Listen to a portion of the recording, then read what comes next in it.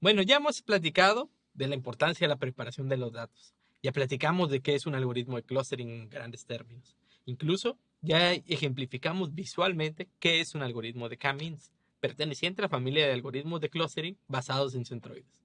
Bueno, vamos a utilizar los datos que preparamos previamente acerca de los usuarios de tarjetas de crédito y de su uso para esta práctica. En nuestra misma libreta, más arriba, acuérdense que están esos datos. Y esos datos los preparamos quitándole los enteros, quitándole los identificadores, rellenando los blancos. Bueno, esos datos. Entonces, lo primero que vamos a hacer es de la paquetería sklearn.cluster, vamos a importar K-means. Entonces, ejecutamos, simplemente en este entorno ya podemos usar K-means y vamos a asignar un número de 2 clusters. Vamos a empezar pequeño. ¿Por qué 2 clusters?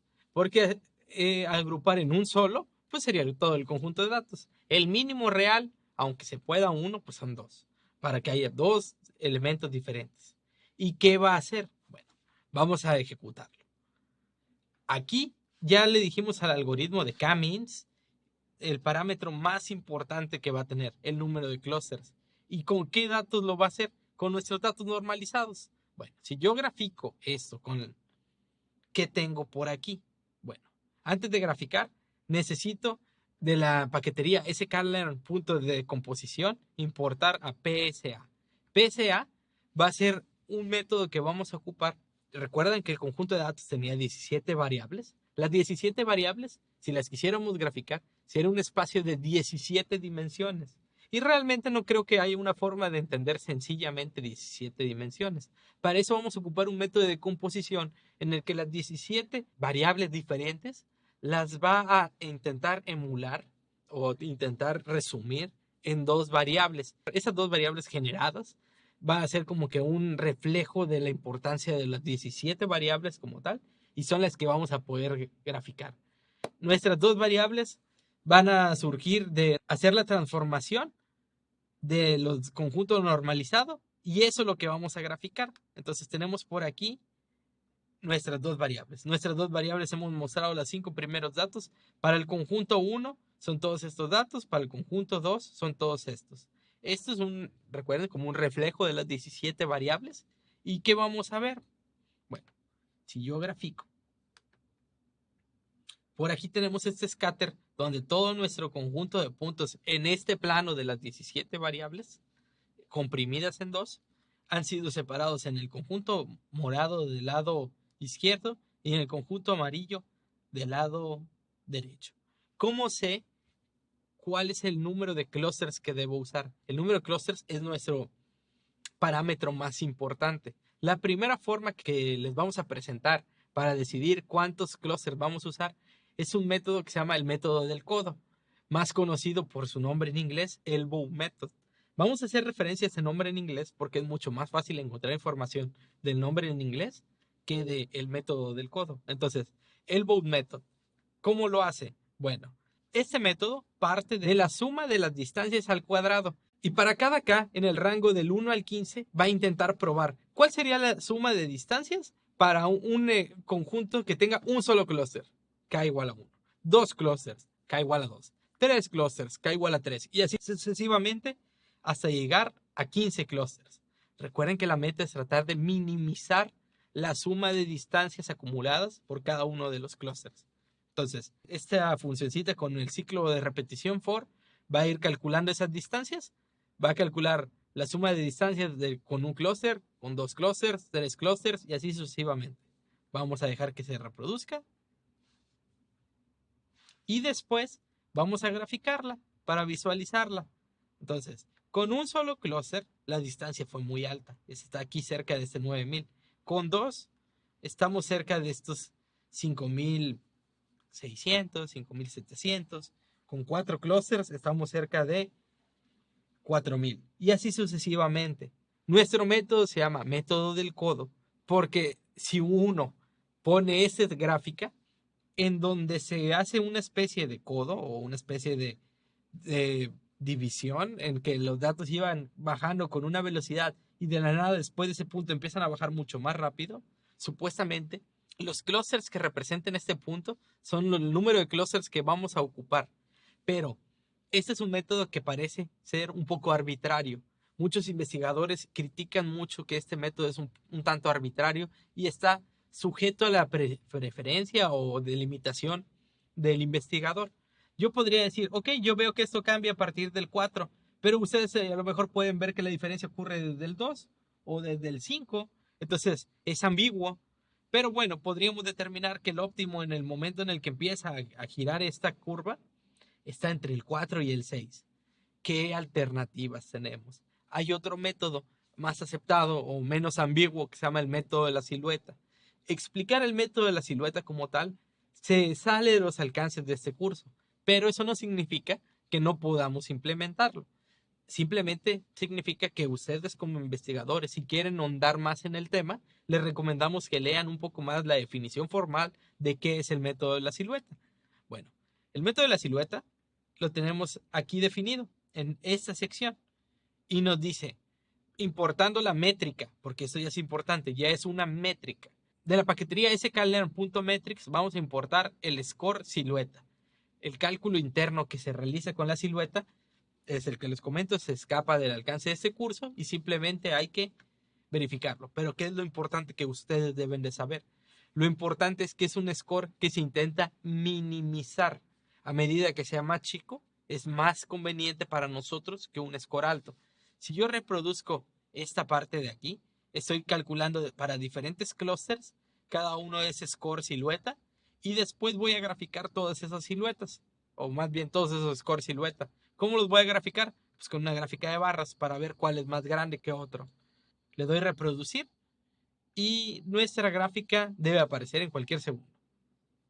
Aquí tenemos nuestra gráfica. En nuestra gráfica tenemos diferentes barras. Tenemos en particular desde el 2 clusters hasta 7 clusters. Nuestro valor mínimo que tenemos visualmente es el de 3 y el de 4 clusters. Según el método de la silueta, usar 3 o 4 clusters separaría bien nuestro conjunto. Nosotros ahorita, para respetar ambos métodos, vamos a tomar el 4, porque el 4 coincidía ser con lo que nosotros observábamos en el método del codo o del elbow, y el 4 es el mínimo del método de la silueta. Entonces, para nuestro ejercicio de Cummings que va a venir a continuación, vamos a ocupar 4 diferentes centroides. El resto del ejercicio es lo siguiente. Para nuestros 4 centroides que definimos previamente, vamos a ocupar Cummings con ese 4, vamos a ocupar nuestros datos normalizados y vamos a hacer el scatter que nos muestre esos datos. Aquí ya tenemos 4 conjuntos en el que fueron separados e identificadas características de nuestro conjunto de datos. Recuerden que lo que estamos observando es una adaptación de las 17 variables diferentes adaptadas a un espacio de 2 dimensiones. Pero bueno, vamos a agregar la etiqueta de cada clúster para ver nuestros datos. Aquí ya tenemos de nuevo nuestro conjunto de datos original, ya no el normalizado. A cada uno de esos elementos le agregamos una columna C que depende de qué clúster corresponde. Aquí tenemos la columna de balance, de frecuencia, de compras, que son las originales de nuestro problema, pero hasta el final ya tenemos esta columna, la columna que nos indica a qué clúster pertenece. En este ejemplo, el elemento 0 pertenece al clúster 2, el elemento 1 pertenece al clúster 1, el elemento 2 al clúster 3 y así sucesivamente. Nuestros datos normalizados nos sirvieron para calcular en qué clúster iban a pertenecer, pero ya no nos van a servir de aquí en adelante. Simplemente nos va a servir el resultado de haberlos normalizado, que se lo vamos a agregar a nuestro data frame original. Por eso ven que ya estamos de vuelta trabajando con el data frame original, ya no con el normalizado. Ok, ahora, ¿de qué nos sirvió todo esto? De los camins y de los closers y todo. Hasta ahorita, simplemente el algoritmo le designó un número a cada uno de nuestros elementos. Pero eso a nosotros como investigadores no nos ha dado ningún dato. Vamos a regresarnos a graficar todas las columnas de nuestro data frame, pero separando los datos del clúster 1, del clúster 2, del clúster 3 y del cuarto clúster. Importamos Seaborn, como en otras ocasiones, para poder ocupar una paquetería un poco más especializada para hacer eh, gráficas con temas y un poco más estéticas. Y le vamos a decir, para cada columna en nuestro data frame, cada una de las 17 columnas, vamos a graficar el valor del data frame, pero con respecto a la columna C, va a haber un histograma para los elementos del clúster que estén identificados con un 0, para los elementos del clúster que están identificados con 1, con 2 y con 3. Vamos a ver cómo se ve. Quizás esto tarde algo de tiempo, ténganle un poco de paciencia. Y aquí tenemos nuestras gráficas. Rápidamente las voy a bajar. Tenemos un buen conjunto de gráficas. Ahorita las vamos a explicar de manera general. ¿Cuántas gráficas tenemos? Hacia abajo tenemos 17. Hacia los lados tenemos 4. 17 por la cantidad de columnas, 4 por la cantidad de clusters. 17 por 4, 68. Entonces por aquí tenemos una gran cantidad de información con la que tenemos que empezar a trabajar para tomar algunas decisiones. En nuestra primer renglón de gráficas, estamos graficando la variable del balance. Y aquí podemos observar que a medida que esto aumente, significa que más usuarios de este clúster tienen este valor de balance. Entonces, si se dan cuenta, muchos usuarios de nuestro clúster 0 tienen un balance cercano a $0. Entonces, en ese clúster hay muy poquitas personas que tengan un balance alto. De hecho, las personas que tienen un balance cercano a 5,000 son muy poquitas. A diferencia de otros que, por ejemplo, aquí hay muy pocas personas que tienen un balance cercano a 10,000, pero ya está un poco más distribuida la cantidad de balance. Entonces, en este grupo tenemos muchas personas que andan en un balance bajo, pero hay una distribución muy extensa de balances. Hay incluso personas que tienen 15,000. En esta de aquí tenemos personas que modifican su balance muy frecuentemente. En esas también, pero en este aquí no hay personas que lo modifiquen pocas veces. Entonces, cosas de ese estilo ya empiezan a surgir. ¿Qué es lo que nuestra tarea principal como científico de datos? Si nosotros nos piden que hagamos un análisis de esto y nada más mostramos estas tablas o estas gráficas, a lo mejor nuestro cliente o socio o con quien estemos haciendo este estudio nos va a decir, oye, ¿y a mí para qué me sirven todos estos datos? Yo solamente veo muchas gráficas. Entonces, una parte fundamental, una vez que ya sabes cómo hacer las gráficas, es aprender a analizarlas. Los datos cuentan una historia y a medida que tu experiencia como científico de datos vaya incrementándose, va a ser más fácil para ti ver esa historia. Aquí nosotros hemos simplificado un poquito esa historia para ti. Leímos estas tablas, las analizamos, pero de todas maneras te invitamos a que tú tomes unos minutos viendo estos datos y trates de encontrar tus propias conclusiones. Este es un ejercicio más de autorreflexión. Vas a leer estas tablas, vas a intentar analizar los datos y después te invitamos a que compares tus conclusiones con las que vamos a presentar a continuación. No trates de ver nuestras conclusiones primero. Eso simplemente sesgaría lo que tú puedas o no ver de los datos. De nuevo te estoy haciendo la invitación. Lee las tablas, lee las gráficas, trata de concluir algo. Recuerda que este algoritmo separó a todos los clientes que manejaban tarjetas de crédito en 4 categorías diferentes. Ok, bueno, vamos a continuar. Las conclusiones observadas que nosotros identificamos, que ojalá sean iguales a las tuyas, son que en el conjunto 0, el clúster 0, son las personas que hacen gran uso de su crédito. Por ello, su límite de crédito es alto. No suelen comprar con frecuencia y procuran no obtener financiamiento para obtener bienes. Todo lo tratan de comprar inmediato. Nuestro segundo clúster son las personas que no suelen utilizar con regularidad su tarjeta de crédito. Al menos no la tarjeta del crédito del banco que estamos analizando. Desconocemos si sea porque no tienen tarjeta de crédito o por si tienen tarjetas con otros bancos, pero al menos en nuestro banco no suelen utilizar comúnmente nuestra tarjeta. El clúster 2 son las personas que utilizan frecuentemente su tarjeta de crédito, tienen muy buen balance, hacen compras frecuentes y en gran volumen. Por lo tanto, también cuentan con un límite de crédito alto, incluso pueden comprar cosas por adelantado.